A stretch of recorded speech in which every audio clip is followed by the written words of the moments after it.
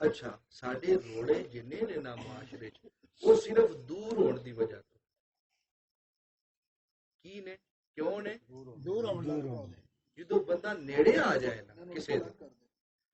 جدو بندہ کسے دے کی کرے نیڑے آ پھر روڑے نہیں رہتے یہ صرف جنے تسی سنتے ہو نا وہابی سنی بریلوی دیو یہ روڑے چھوڑ دیں تواڈے معاشرے یہ کیوں ہے کیونکہ ایک دوسرے دے کوئی قریب اجے تک نہیں ہوتا نہیں تے ہر اہل حدیث گستاخ رسول نہیں ہر دیوبندی گستاخ نبی نعوذ باللہ نہیں اور ہر اہل تشیع صحابہ نو برا کہنے والا نہیں ہے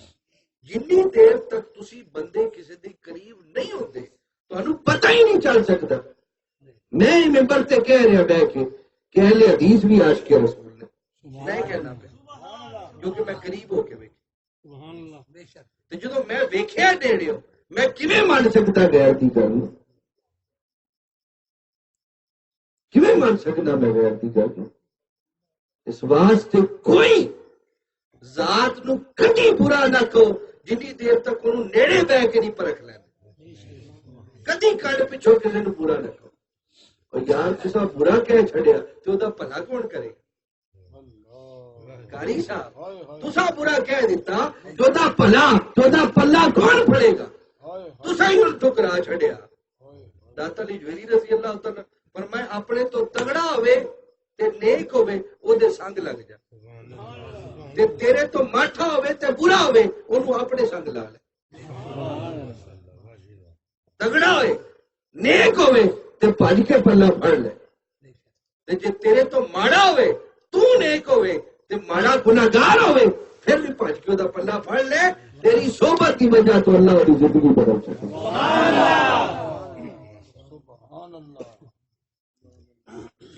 صحبت کی وجہ تو زندگی میاں شیر مشرق پوری رحمت اللہ علیہ بیٹھے تھے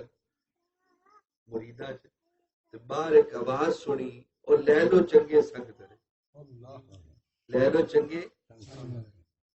ترے آپ نے جدو سنیا بے ہوش ہو کے گر گئے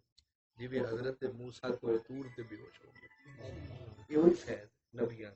بلیاں جڑا اگے کنورجن ہوئی جی شفٹ ہوئے جدو بے ہوش ہو گئے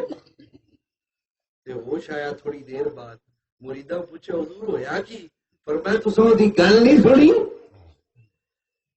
حضور عرض کرو فرماؤ کی گل فرمایا جڑا باہر آواز لا رہا جی پھیری والا تساں گل نہیں سنی حضور ایسا سنی تے ہے غور نہیں کیتا فرمایا ایڈی وڈی گل کر کے جی مینو انی عمر چ سمجھ نہیں آئی الٹی وڈی گل میں چلتے چلتے دس گیا انہیں کہ حضور ہویا کی ہے پر میں کہہ رہے چنگیاں دے سنگ لگ جا تر جائے گا